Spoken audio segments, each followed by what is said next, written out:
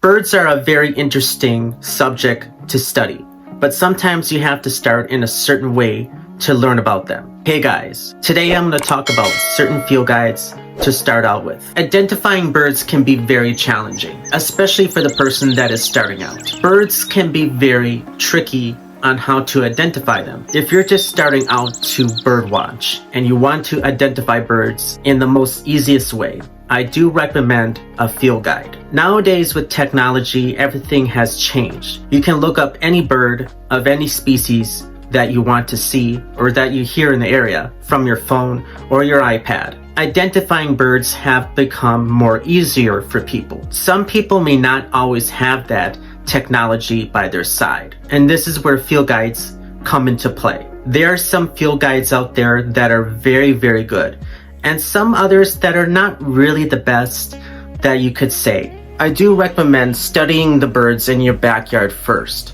After studying the birds in your backyard, you can go into a deeper level of studying birds. Some of the field guides that I'm going to start with is some that I just do not go into very much. I think they kind of lack information. The first field guide that I'm going to go into, Kaufman Field Guide to Birds of North America. I think this is one of the weakest field guides in my opinion. The good thing about this field guide that it really does tell you a lot about birding. It also gives you a lot of information how to hold binoculars. I think Kaufman does a very nice job of explaining how to identify birds and how to start out from the very beginning. The thing about the field guide is that they don't have drawings of the birds for identification. Birds do change their plumages. I love that drawings really tell the detail on birds. Just the way certain wing details are.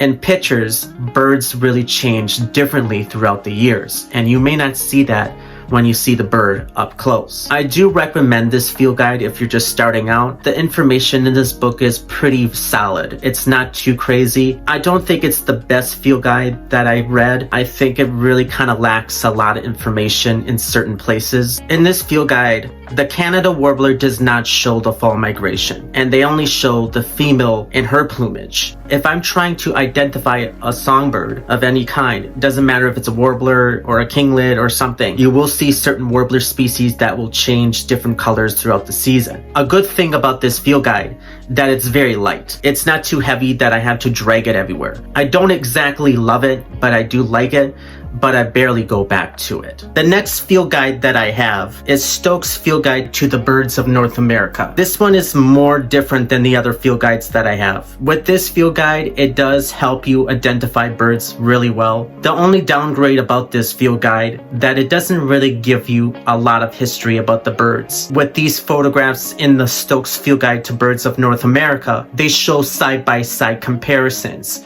which really helps a lot. You have very beautiful photographs in this book. It also comes with a CD as well for identification for bird songs and calls. Stokes also has Stokes Field Guides to Bird Songs. There's 3 CDs in here with a little booklet that came along with it. I do recommend this as well for people that are just starting out. The only thing that is very challenging about this field guide, that it's very heavy. I just cannot picture people taking this field guide in their backpack and just dragging it along with them. If you have time on your hands and you really are not really doing anything, I do recommend this field guide. It does have a lot of pages. If you don't really have the patience to go through every single page, I don't really recommend this field guide for beginners. The next field guide that I have, Peterson Field Guide to Birds of Eastern and Central North America by Roger Torrey Peterson. I really like this field guide. I think it really does bring a lot of information to the birder. The thing about this field guide that is kind of a little bit of a nitpick to me, and that is the map.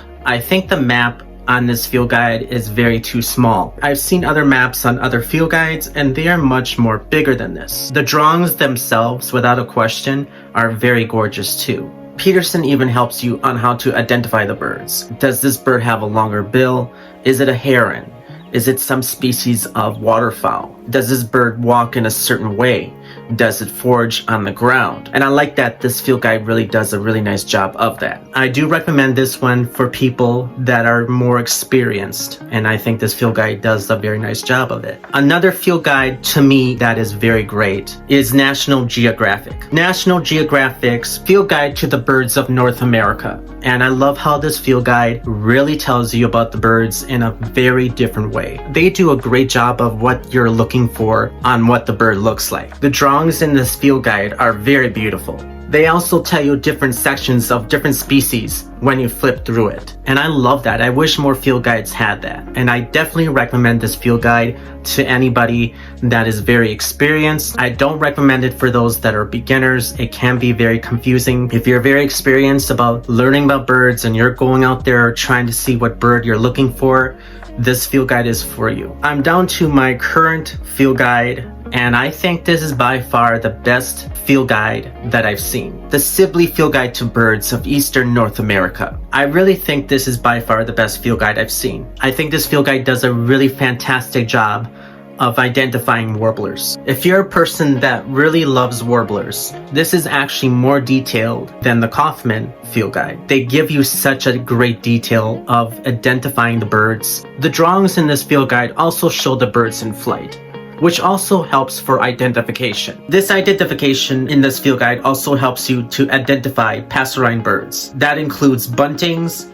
warblers, and even sparrows as well. They even explain about molting and certain plumages that change throughout the season. In the beginning of this field guide, they also show the extinct birds. That includes the passenger pigeon and even the ivory-billed woodpecker as well. I really think this field guide is by far the best field guide that I read. You will get some field guides out there that are really great and some that are kind of really lackluster. I think Sibley does a really great job with their field guide. Birds are always been my passion. There's so many species out there that are very hard to discover. I've been very fortunate to see certain species that I have not seen for quite some time. If you guys want to see more videos, don't forget to hit subscribe, like, and comment. Take care, guys.